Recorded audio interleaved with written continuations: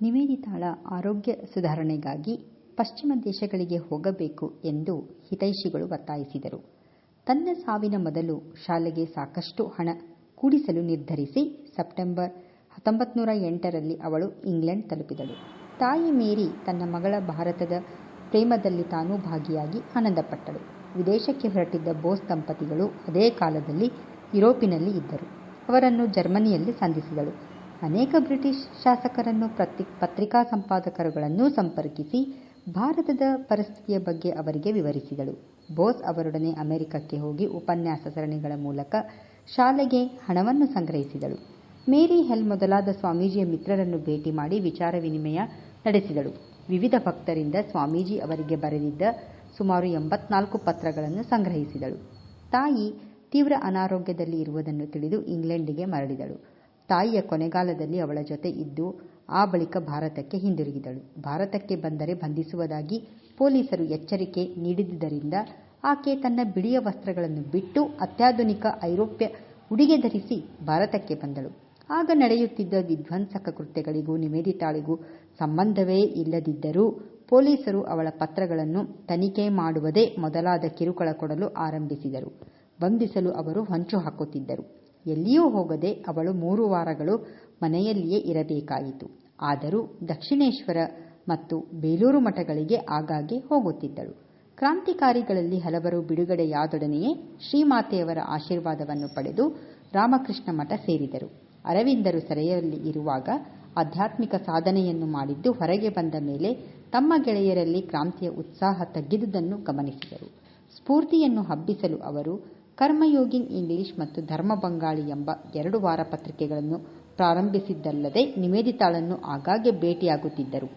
Lord ಮಾಲ್ರೇ ಅವರ ಸುಧಾರಣೆಗಳನ್ನು ಜಾರಿಗೆ ತರಲು ಯೋಚಿಸಿದ್ದ ಸರ್ಕಾರ ಅದನ್ನು ತೀವ್ರವಾಗಿ ವಿರೋಧಿಸಿ ಅರವಿಂದರನ್ನು ದೇಶಾಂತರ ಕಳಿಸಲು ಪ್ರಯತ್ನಿಸಿತು. ಆಗ ನಿವೇದಿತಾ ಸಲಹೆಯಂತೆ ಅರವಿಂದರು ಬ್ರಿಟಿಷ್ ಭಾರತವನ್ನು ತೊರೆದು ಮೊದಲು ಚಂದ್ರನಗರದಲ್ಲಿ ಕೆಲವು ಕಾಲವಿದ್ದು ಕೊನೆಗೆ ಪಾಂಡಿಚೇರಿಗೆ ಹೋಗಿ ನೆಲೆಸಿದರು. ನಿವೇದಿತಾ ಬಗ್ಗೆ ಅಪಾರ ಶ್ರದ್ಧೆಯಿದ್ದ ಅವರು ತಮ್ಮ ಕರ್ಮಯೋಗಿನ್ ಪತ್ರಿಕೆಯನ್ನು ನಡೆಸಲು ಅವಳಿಗೆ ವಹಿಸಿದ್ದು, ಅವಳು ಅದನ್ನು ಸ್ವಾಮಿ ವಿವೇಕಾನಂದರ ಭಾವ ಪ್ರಸಾರಕ್ಕೆ ಬಳಸಿದಳು. ಭಾರತವು ಖಂಡ ಅವಿಭಾಜ್ಯವಾಗಿದ್ದು ಅದರ ವರ್ತಮಾನವು ಪ್ರಾಚೀನ ಸಂಸ್ಕೃತಿಯಲ್ಲಿ ಆಳವಾಗಿ ಬೇರು ಬಿಟ್ಟಿದೆ. ರಾಷ್ಟ್ರೀಯ ಏಕತೆಯ ವೇದ ಉಪನಿಷತ್ತುಗಳಲ್ಲಿ ಸಂತರ ಧ್ಯಾನದಲ್ಲಿ ಪ್ರಕಟವಾಗಿರುವ ಶಕ್ತಿ. ನಿವೇದಿತಾಳ ಮಾತುಗಳು ಸ್ವಾತಂತ್ರ್ಯ ಆಂದೋಲನಕ್ಕೆ ಸ್ಫೂರ್ತಿಯ ಸೆಲೆಯಾಗಿತ್ತು. ತಾನು ಕಂಡಂತೆ ಮತ್ತು ಅರಿತಂತೆ ಸ್ವಾಮಿ ವಿವೇಕಾನಂದವರ ಜೀವನವನ್ನು ಬರೆದು ಪ್ರಕಟಿಸಿ ನಿವೇದಿತಾ ಸಮಾಧಾನವನ್ನು ಹೊಂದಿದಳು. The master as I saw him, ನಾನು ಕಂಡಂತೆ ನನ್ನ ಗುರುದೇವರು ಎಂಬ ಈ ಕೃತಿ ಪ್ರಪಂಚದ ಅತ್ಯುತ್ತಮ ಧಾರ್ಮಿಕ ಗ್ರಂಥಗಳಲ್ಲಿ ಒಂದಾಗಿ ಮನ್ನಣೆಯನ್ನು ಪಡೆಯಿತು. 1910ರ ಮಾರ್ಚಿನಲ್ಲಿ ಅಮೆರಿಕನ್ ಮಹಿಳೆಯೊಬ್ಬಳ ಜೊತೆ ಲೇಡಿ ಮಿಂಟೋ ಅಜ್ಞಾತಳಾಗಿ ನಿವೇದಿತಾಳ ಶಾಲೆಯನ್ನು ನೋಡಿ ಅವಳ ಜೊತೆ ದೀರ್ಘ ಸಮಾಲೋಚನೆ ನಡೆಸಿ ಪ್ರಭಾವಿತಳಾಗಿ ಸ್ನೇಹಿತೆಯಾದಳು. ಆಕೆಯನ್ನು ನಿವೇದಿತಾ ದಕ್ಷಿಣೇಶ್ವರಕ್ಕೆ ಕರೆದೊಯ್ದಳು. ಅದು ಶಾಂತಿ ನೆಮ್ಮದಿಗಳ ನೆಲೆಬೀಡಾಗಿತ್ತು. ರಾಮಕೃಷ್ಣರ ಶಯನಗೃಹವನ್ನು ಅವರು ನೋಡಿ ಸಣ್ಣ ದೋಣಿಯ ಮೂಲಕ ಹಿಂದಿರುಗಿದರು. ತನ್ನ ಮಾತುಗಳಲ್ಲಿ ಸೂಕ್ತವಾಗಿ ಪಾರ್ಸಿ ಕವನಗಳನ್ನು ಶ್ರದ್ಧೆಯ ದನಿಯಿಂದ ಉದ್ಧರಿಸುವ ನಿವೇದಿತಾಳ ವ್ಯಕ್ತಿತ್ವಕ್ಕೆ ಲೇಡಿ ಮಿಂಟೋ ಮಾರುಹೋದಳು. ನಿವೇದಿತಾ ಬರೆದ ಪುಸ್ತಕಗಳಲ್ಲಿ ಆಸಕ್ತಿಯನ್ನು ತೋರಿಸಿ ಬರವಣಿಗೆಯನ್ನು ಮುಂದುವರೆಸಬೇಕೆಂದು ಆಕೆ ಸಲಹೆಯನ್ನು ನೀಡಿದಳು. ಅವಳ ಸಲಹೆಯಂತೆ ನಿವೇದಿತಾ ಪೊಲೀಸ್ ಕಮಿಷನರನ್ನು ಭೇಟಿಯಾಗಿ ಮಾತನಾಡಿದಳು. ಇದರಿಂದ ತನ್ನ ಮೇಲೆ ಕಣ್ಣಿಟ್ಟಿದ್ದ ಪೊಲೀಸರ ಭಾರ ಕಡಿಮೆಯಾಯಿತು. ಆದರೂ ಕರ್ಮಯೋಗಿನ್ ಪತ್ರಿಕೆಯನ್ನು ನಿಲ್ಲಿಸಬೇಕಾಯಿತು.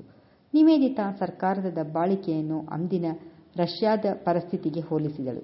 ಮುಂದಿನ ವರ್ಷ ನಿವೇದಿತಾ ಸಾವಿಗೆ ಈಡಾದ ಲೇಡಿ ಮಿಂಟೋ ವ್ಯಥೆಪಟ್ಟು ಕ್ರಿಸ್ಟಿನಳಿಗೆ, ಭಾರತಕ್ಕೆ ಹಾಗೂ ಆಕೆಯ ಸಂಗಾತಿಗಳಿಗೆ ನಿವೇದಿತಾಳ ಸಾವು ದೊಡ್ಡ ನಷ್ಟ ಎಂದು ಸಮಾಧಾನದ ಪತ್ರ ಬರೆದಳು.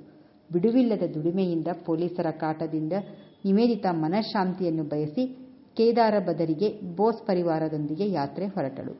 ಎಲ್ಲ ಶ್ರಮವನ್ನು ಸಹಿಸಿ ದೇವರನ್ನು ಸ್ಪರ್ಶಿಸುವ ಒಂದೇ ಆಸೆಯಿಂದ ಮೌನವಾಗಿ ನುಗ್ಗುತ್ತಲೇ ಇರುವ ಯಾತ್ರಿಕರ ಭಕ್ತಿಭಾವದಿಂದ ಅವಳು ಆನಂದ ತುಲಿತಳಾದಳು.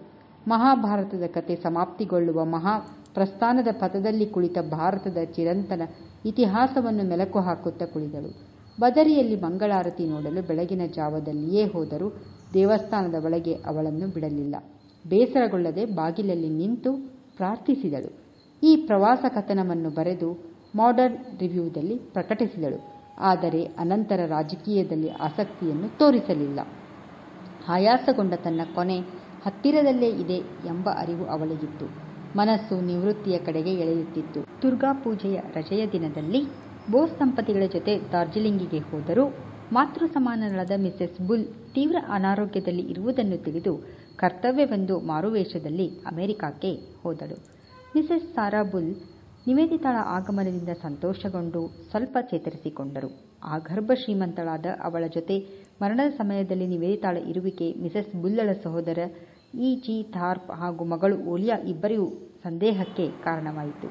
ಅವರಿಬ್ಬರದು ತಾಯಿ ಮಗಳ ಸಂಬಂಧವೆಂದು ಇತರರಿಗೆ ಹೇಗೆ ಅರಿವಾದೀತು?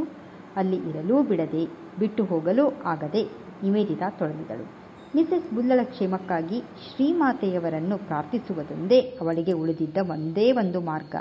1911 ಜನವರಿ 8ರಂದು ಸಾರಾ ಬುಲ್ ದೇಹತ್ಯಾಗ ಮಾಡಿದ ಮೇಲೆ ತಕ್ಷಣ ಹೊರಡಬೇಕು ಎಂದು ಅನ್ನಿಸಿದರೂ ಆಕೆಯ ಉಯಿಲಿಗಾಗಿ ಕೆಲ ಕಾಲ ಉಳಿಯಬೇಕಾಯಿತು. ಅವಳ ಶಾಲೆ ಹಾಗೂ ಬೋಸರ ಪ್ರಯೋಗಗಳಿಗಾಗಿ ಸ್ವಲ್ಪ ಹಣ ಇರಿಸಿದ್ದು ಓಲಿಯಾಳ ಕೋಪಕ್ಕೆ ಕಾರಣವಾಗಿ ಆಕೆ ನಿವೇದಿತಾಳೊಡನೆ ಜಗಳವಾಡಲು ಆರಂಭಿಸಿದಳು. ತಾಯಿಗೆ ವಿಷವಿಕ್ಕಿದಳು. ಏನನ್ನೂ ಹೇಸಲಿಲ್ಲ, ಅನ್ನಲ್ಲೂ ಹೇಸಲಿಲ್ಲ. ಆ ಮನೆಯಲ್ಲಿ ಇರಲಾಗದೆ ನಿವೇದಿತಾ ಮಿಸ್ ಅಲಿಸ್ ಲಾಂಗ್ಫೆಲೋಳ ಮನೆಗೆ ವಾಸ್ತವ್ಯವನ್ನು ಬದಲಿಸಿದಳು. ನಿವೇದಿತಾಳಿಗೆ ಎಂತಹ ಅಪಘಾತ ಕಾದಿತೆಂದರೆ ಅವಳ ಅಕಾಲ ಮೃತ್ಯುವಿಗೆ ಇದೇ ಕಾರಣವಾಯಿತೆಂದು ಅವಳ ತಂಗಿ ಮಿಸೆಸ್ ವಿಲ್ಸನ್ ಬರೆಯುತ್ತಾಳೆ. ಕೊನೆಗೆ ಉಯಿಲಿನ ವಿಷಯವನ್ನು ಇ.ಜಿ. ಥಾರ್ಪ್ರಿಗೆ ವಹಿಸಿ ಇಂಗ್ಲೆಂಡಿಗೆ ಹೊರಟಳು. ಸ್ವಾಮಿ ಸದಾನಂದರು ತೀರಿಕೊಂಡ ವಿಷಯ ತಿಳಿದು ಇನ್ನೂ ಹತಾಶಳಾದಳು. ಮಠದ ದೈನಂದಿನ ಜೀವನದ ವಿಧಾನವನ್ನು, ಕರ್ಮ ವಿಧಾನವನ್ನು ತಿಳಿಸಿಕೊಟ್ಟ ಸದಾನಂದರು ಸ್ವಾಮೀಜಿಯವರ ಜೀವನ ವಿಚಾರಗಳನ್ನು ಹೇಳುತ್ತಿದ್ದರು. ಅನೇಕ ವಿಷಯಗಳಲ್ಲಿ ಆಕೆಗೆ ತುಂಬ ಸಹಾಯಕರಾಗಿದ್ದರು. ಇಂಗ್ಲೆಂಡಿನಿಂದ ಪ್ಯಾರಿಸಿಗೆ ಹೋದ ನಿವೇದಿತಾಳಿಗೆ ಮಿಸ್ ಮ್ಯಾಕ್ಲಿಯೋಡ್ ಮತ್ತು ಮಿಸೆಸ್ ಲೆಗೆಟ್ ಸಿಕ್ಕರು. ಅವರ ಸಹವಾಸದಿಂದ ಹೃದಯ ಭಾರವನ್ನು ಕಡಿಮೆ ಮಾಡಿಕೊಂಡಳು. 1911 ಮಾರ್ಚ್ 23ರಂದು ಅವರಿಂದ ಬೀಳ್ಕೊಂಡು ಆಕೆ ಭಾರತಕ್ಕೆ ಹೊರಟಾಗ ಇದೇ ಕೊನೆಯ ಭೇಟಿಯೆಂದು ಭಾರತಕ್ಕೆ ಅವಳಿಗೆ ಅನ್ನಿಸಿರಲಿಲ್ಲ.